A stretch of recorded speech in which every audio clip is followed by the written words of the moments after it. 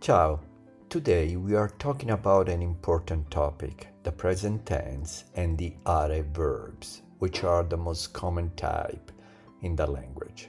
By the end of this lesson, you will know how to use and conjugate them with confidence.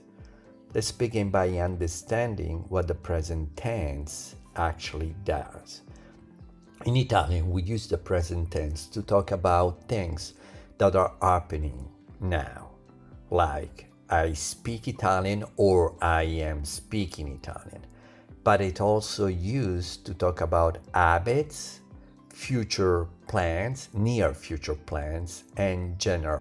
Now, here is an important comparison with English. In English, we distinguish between I speak and I'm speaking. That's two different tenses.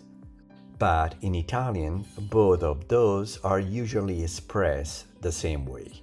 Simply parlo. That one word covers both meanings. Italian does have a continuous present tense, as you will see, but it's used far less than in English. The simple present is much more flexible. Let's go over the four main uses of the Italian present tense. First, to describe what's happening now, like parlo italiano, I speak or I'm speaking Italian. Second, for habits, like ogni giorno studio italiano, every day I study Italian. Third, to describe near future plans, as in domani visitiamo Roma, tomorrow we visit Rome. And finally, for general truths or facts like gli uccelli cantano la mattina, birds sing in the morning. All of these are everyday uses of the present tense. Now let's talk about conjugation.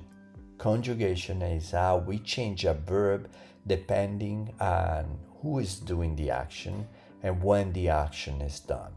English does this too, like when we say he walks instead of I walk.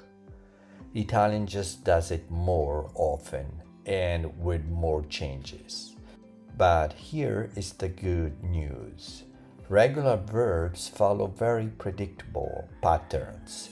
Once you learn the pattern, you can apply it to many verbs. Let's see how to conjugate regular are verbs in the present tense. We start with the infinitive form, like parlare, to speak.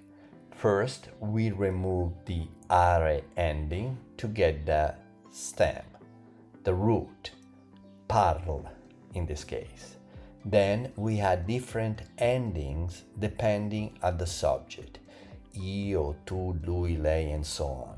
So we add o for io and we get parlo, I for tu and we get parli, a for lui, lei, and lei, the formal person, and we get parla.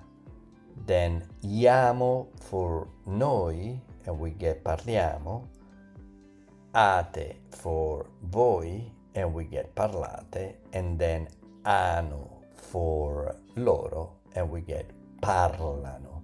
Pay attention to that pronunciation. Parlano. This pattern applies to all regular are verb. There are a couple of spelling rules to be aware of with certain are verbs.